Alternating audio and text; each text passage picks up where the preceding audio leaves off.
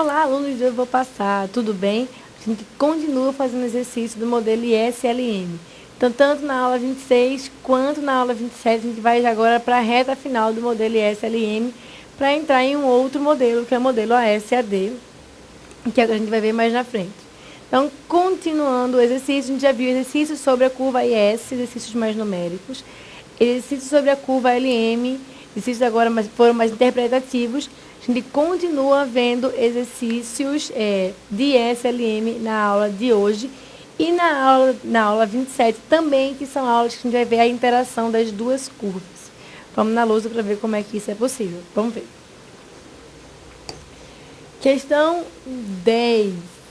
A demanda real de moeda de uma economia se expressa por M sobre P é igual a 0,4Y menos 40R, em que Y igual a renda real e R a taxa de juros. A curva IS é dada por 1.000 menos 350R.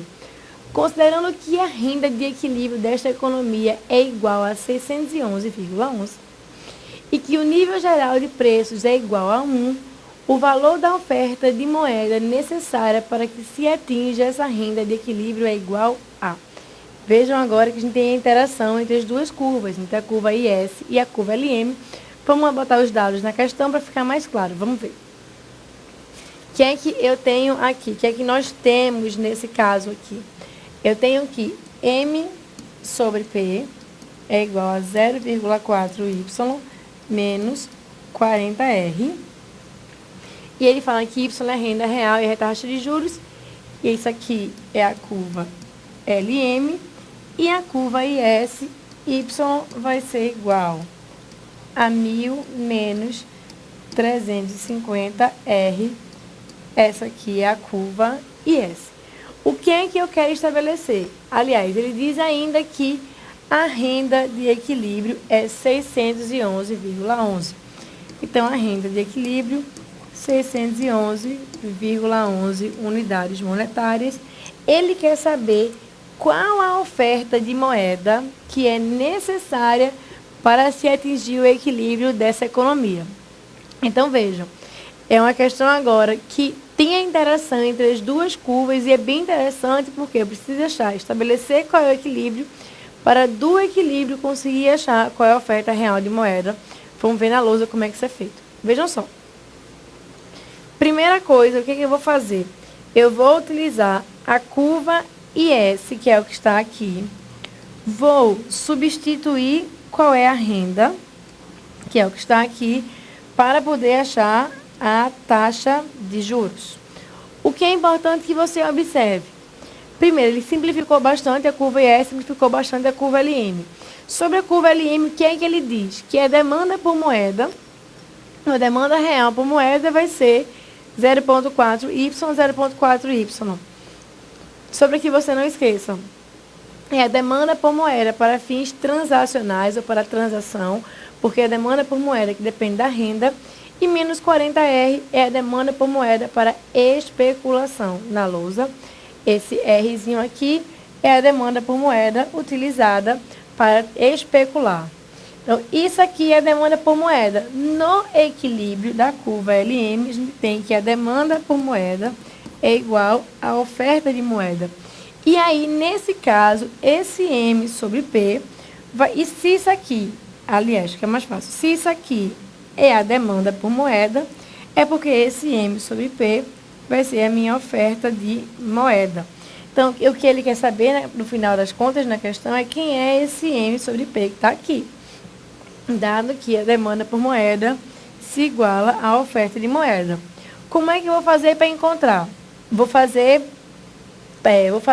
primeiro analisando o dado que ele deu. Ele deu a renda de equilíbrio. Eu vou pegar essa renda de equilíbrio, vou substituir aqui na IS, vou achar qual é a taxa de juros. Vou pegar essa taxa de juros, vou substituir na curva LM, para a partir daí encontrar qual é a oferta real de moeda. Então, esse é o procedimento que a gente vai fazer, é um procedimento bem numérico, bem simples, mas é importante que você preste atenção em cada passinho para não se perder. Então, para parar de conversa, vamos na lousa resolver essa questão. Vamos ver. adicionar aqui um espacinho. Inserir. Depois da página. O que eu tenho? De novo aqui, LM 0,4Y menos 40R. E S, isso aqui vai ser igual a M sobre P. E S vai ser igual a 1000 menos 350R é igual a Y. Como é que eu resolvo Y? Como é que eu resolvo isso? Y de equilíbrio, 611,11. Então, eu vou substituir isso direto na curva IS. O que é que eu vou ter? 611,11 é igual a 1000 menos 350R. Como é que eu vou resolver isso aqui? Passa esses 1000 para cá negativo. Então, vai ser menos 388,89 é igual a menos 350R.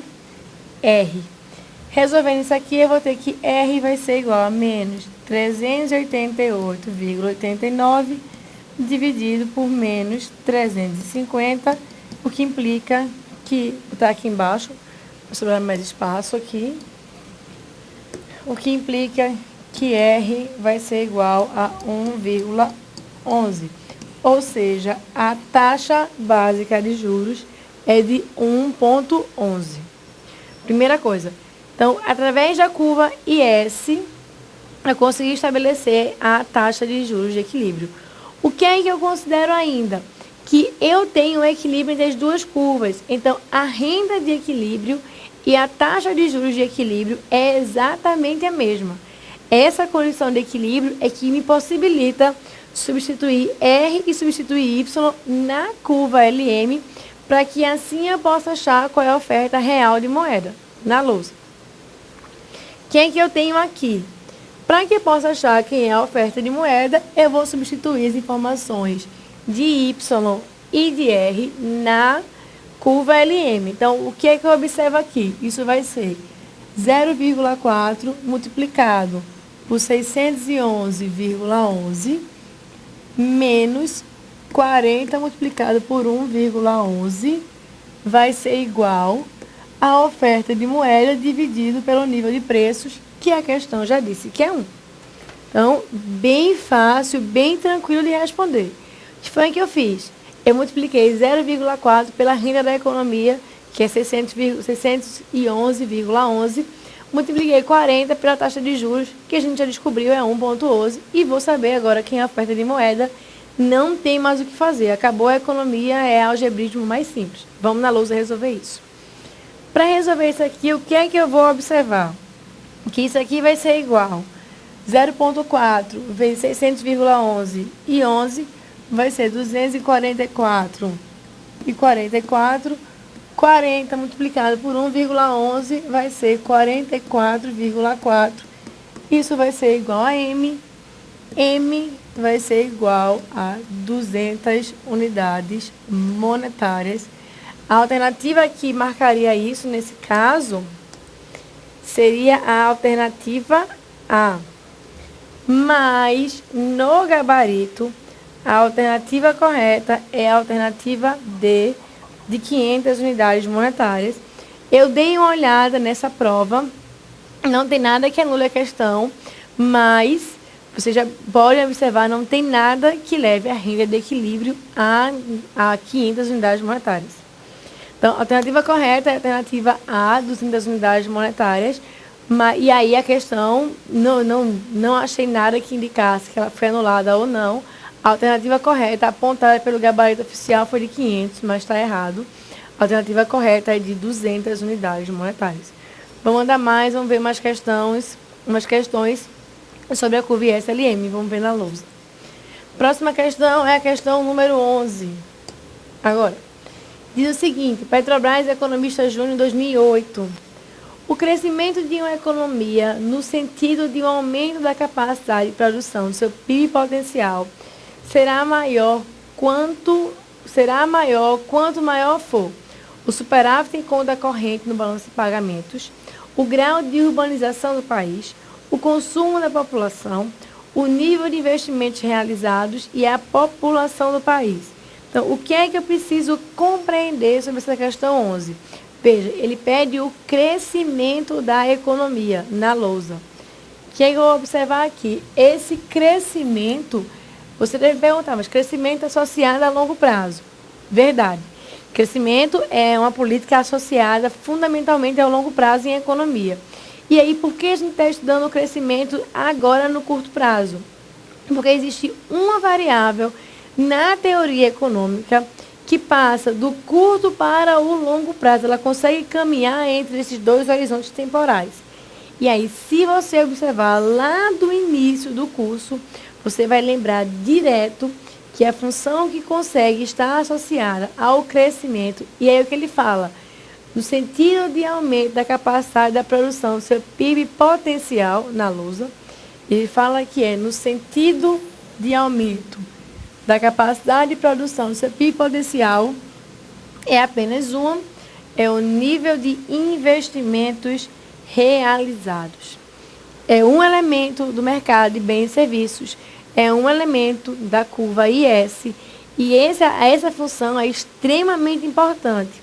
Por que essa função é importante? Porque ela permite dizer, ela permite comprovar que uma função consegue passar do curto prazo para o longo prazo, consegue ser elemento de consumo, consegue ser um elemento de produção. Então, a função investimento, por ter uma característica de longo prazo, vai estar associada ao aumento da capacidade de produção. Então, se eu começo a investir agora na planta da minha empresa, esses gastos que eu faço para poder montar a empresa são gastos de curto prazo, influenciam na curva IS. Uma vez que a minha empresa já está pronta para operar, essa prontidão, talvez não seja o nome mais adequado, mas esse estabelecimento, essa finalização da planta me proporciona produzir mais, eu saio do instrumento de curto prazo, eu passo a um instrumento de longo prazo. Falou em crescimento, está se falando em longo prazo. A alternativa correta é a alternativa D. Vamos marcar na lousa alguns pontos importantes. Vamos ver. Ele fala aqui que é o nível de investimento realizado. É verdade, porque a função investimento, vamos marcar aqui,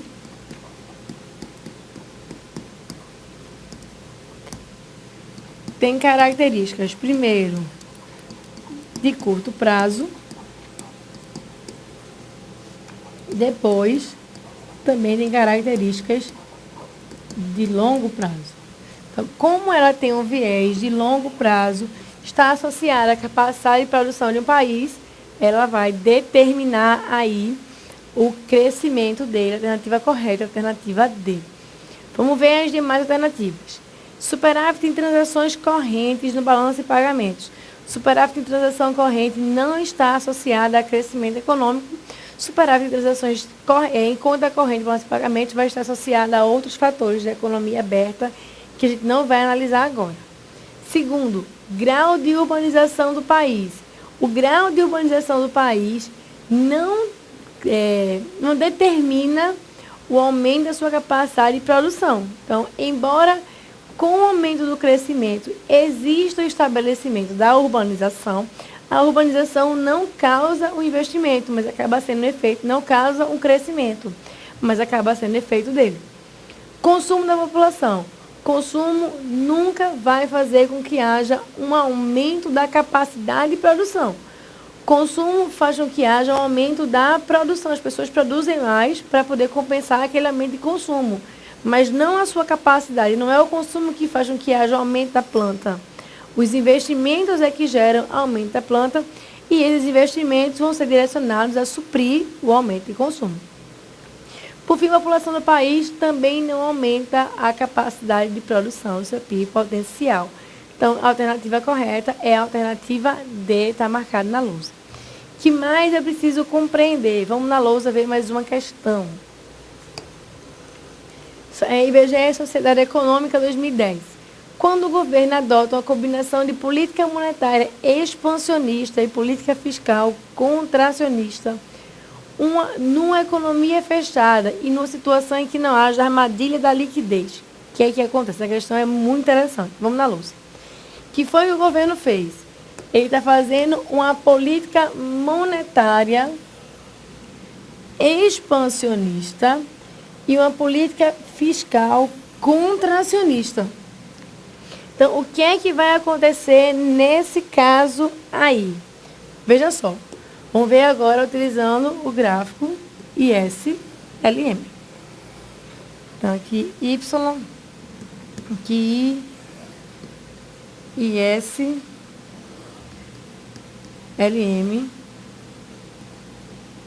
aqui taxa de juros de equilíbrio, aqui renda de equilíbrio. Então, vejam só o que está acontecendo. Ele diz que o governo fez uma política monetária expansionista. Se falou em política monetária expansionista, eu vou deslocar a curva LM. Como ela é expansionista, ela vai para a direita na lousa. A política monetária expansionista, que é o primeiro passo, vai de LM para LM'. Eu vou sair do ponto de equilíbrio A para o ponto de equilíbrio B. Foi isso que aconteceu quando eu saí de LM para LM'. E o que foi que ele fez? Esse mesmo governo associou uma política monetária expansionista com uma política fiscal contracionista. Quando é que o governo faz política fiscal contracionista? Ele desloca a curva IS para dentro. Ele desloca a curva IS para a esquerda. Vamos na lousa. A curva IS vai sair dessa IS aqui para essa IS'. Vem do ponto A, do ponto B para o ponto C. Então, eu tenho aqui dois movimentos. Primeiro movimento, de A para B. Segundo movimento, de B para C. Então, esses aqui são os dois instrumentos, são os dois movimentos que existem nas curvas IS e LM. Quando o governo faz política monetária expansionista, ele leva a curva LM para a direita. E aí, só lembrando, como é que o governo faz política monetária expansionista? Compra de títulos, redução da taxa de redesconto, redução dos encargos compulsórios. Já está careca de saber isso. Como é que o governo faz política fiscal retracionista? Redução de gastos, aumento de tributos. Ele usou a combinação desses elementos. E aí, o que é que eu observo? Ele diz que, numa situação em que não haja armadilha da liquidez, a gente já sabe que a armadilha da liquidez está associada ao LM horizontal. Então, não tem armadilha da liquidez, LM não está horizontal. O que é que vai acontecer? Letra A, renda diminui. Veja só, no caso do gráfico, a gente observa que a renda diminuiu muito pouco.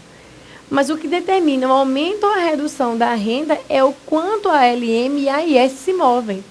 Então, eu não posso dizer com certeza de que uma política monetária expansionista associada à política fiscal retracionista vai reduzir a renda. Não há nenhuma definição, não há nenhuma explicação para que eu diga isso com certeza. Então, com certeza, eu não sei dizer se a renda diminui. Letra B, a produção aumenta. A produção e renda é a mesma coisa. Então, quando as políticas forem em sentidos inversos, eu não sei o que é que acontece com a renda. Letra C, taxa de inflação acelera. A gente está no curto prazo. No curto prazo, a gente não vai falar, por enquanto, de inflação. A gente fala de inflação mais na frente. Letra D, exportações aumentam. Estou na economia de curto prazo fechada. Não há nenhuma indicação que as exportações aumentam. E aí, abre um parênteses, não há nenhuma indicação mesmo, porque as exportações não dependem das políticas do governo, dependem do resto do mundo. Então, como é que está a renda do resto do mundo? Está crescendo, está diminuindo? Essas sim influenciam as nossas exportações, não a nossa renda nacional. Por fim, sobre a letra E, as taxas de juros diminuem. Vamos ver na lousa. O que é que está acontecendo aqui? Quando o governo fez uma política monetária expansionista, ele empurrou os juros para baixo. Quando ele fez uma política fiscal retracionista, ele empurrou ainda mais. E aí, o que é que eu posso observar? Que a alternativa correta é a alternativa E. E serve aí uma observação ou uma dica. Se as duas curvas se eu faço políticas expansionistas, monetária e fiscal simultaneamente, eu sei o que acontece com a renda. A renda ou a produção aumenta. Se as duas forem em sentido de retração, de contração ou retracionista, eu sei o que acontece com a renda. A renda diminui. Se elas forem no sentido inverso, por exemplo, se um é expansionista e a outra é retracionista, eu não sei o que acontece com a renda, mas eu sei com certeza a direção dos juros. Nesse caso aqui, quando eu faço política monetária expansionista, política fiscal retracionista, a taxa de juros diminui. Quando eu faço política monetária retracionista, política fiscal expansionista, a taxa de juros aumenta. Então, nesse caso, o que é importante que você observe? As duas curvas podem se mover? Sim, elas podem se mover. Se elas se movem no mesmo sentido, no sentido de expansão ou retração, desde que seja no mesmo sentido, eu sei o que acontece com a renda. Se elas se movem em sentidos opostos, eu sei o que acontece com os juros. Está marcado na lousa. Vamos ver mais uma questão. 13. Para expandir a demanda agregada por bens e serviços, os governos podem adotar políticas fiscais expansivas ou expansionistas. Verdade. Para fazer isso, ele pode mexer nos gastos, aumentando os gastos, ou nos tributos, reduzindo os impostos. No gráfico do modelo ISLM, isso pode ser representado por uma mudança na ou nas. Letra A, inclinação da curva LM, a LM mais vertical. Letra B, inclinação na linha de pleno emprego, mais vertical. Letra C, posição da IS. Letra D, posição da LM. Letra E, mudança de posições de ambas as curvas IS e LM. E aí, esse aqui nem precisa pensar. Falou em política fiscal expansionista, vamos marcar na lousa. Ele está falando aqui de política fiscal expansionista, aumentar a renda. Se aumentar a renda e a política é fiscal, eu vou fazer a modificação na curva IS. Então, o governo fez política fiscal expansionista, eu vou ter uma alteração da curva IS, da posição da curva IS, sem modificar a inclinação da curva. A inclinação da curva IS é determinada pela elasticidade do investimento em relação à renda, só em relação aos juros. Mas quaisquer outras variáveis que forem alteradas vão levar a deslocamentos da curva IS. Na letra D diz que haverá uma alteração na posição da curva LM só se fosse política monetária, na lousa. A curva LM só seria alterada no caso da política monetária. Então, no caso, a letra E, isso aqui já morreu. E aí diz, inclinação da linha de pleno emprego. A gente nem viu isso aqui. E a inclinação da curva LM mais vertical também está falso. Quem mexe em inclinação da curva LM é a elasticidade da demanda por moeda em relação aos juros. Não é uma política fiscal expansionista. A alternativa correta nesse caso é a letra C. E para terminar, mais uma questão, a questão 14, vamos ver na lousa. Questão 14 diz o seguinte. Considere o modelo ISLM sem os casos clássico e armadilha da liquidez.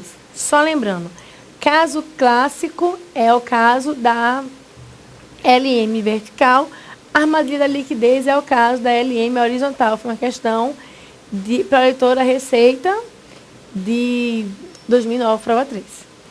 É incorreto afirmar que, quanto maior a taxa de juros, menor a demanda por moeda. Um aumento na base monetária reduz a taxa de juros. Uma política fiscal expansionista reduz a demanda por moeda.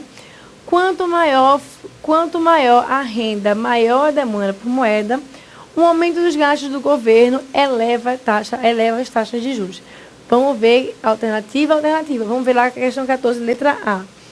Diz que quanto maior a taxa de juros, menor a demanda por moeda. Verdadeiro. Por isso que a demanda por moeda tem inclinação negativa.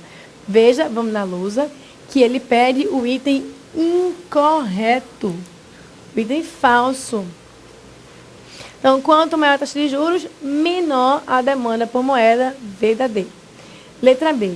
Um aumento da base monetária reduz a taxa de juros. Verdadeiro. Base monetária é irmãozinho de oferta monetária. Na lousa, tanto faz se ele falar base monetária ou se ele falar oferta monetária. Tanto faz o que ele vai utilizar nos dois casos. O aumento da base da oferta de moeda, de fato, reduz a taxa de juros. Letra C. Diz que uma política fiscal expansionista reduz a demanda por moeda. Vamos ver na lousa. Ele diz que essa política vai reduzir a demanda por moeda. Só para a gente ficar, para facilitar, a alternativa C é a alternativa falsa. Por que ela é falsa? Porque o aumento dos gastos do governo vai implicar em um aumento da renda, e a gente já sabe que o aumento da renda vai implicar em um aumento da demanda por moeda para fins de transação.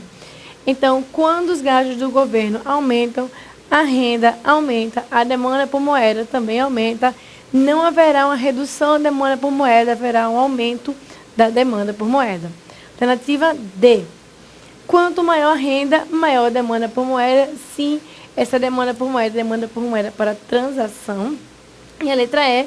O aumento dos gastos do governo eleva a taxa de juros. Verdadeiríssimo, vamos ver na lousa.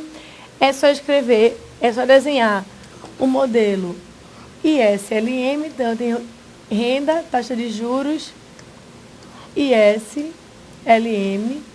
estou aqui no equilíbrio. O que é que vai acontecer nesse caso? Quando o aumento dos gastos do governo vai deslocar a curva IS para a direita, para IS', eu saio do ponto de equilíbrio A, vou para o ponto de equilíbrio B. No ponto de equilíbrio B, a taxa de juros de fato é maior. Nesse caso, a alternativa E também é a alternativa correta. A gente vai continuar vendo exercício. Falta mais 6, 15, 16, 17, 18, 19 e 20. A gente vai fazer mais exercícios na aula que vem. A última aula de exercício, modelo ISLM, para a gente começar finalmente o modelo AS e AD e tornar a análise econômica cada vez mais completa. A gente se encontra em breve. Até lá.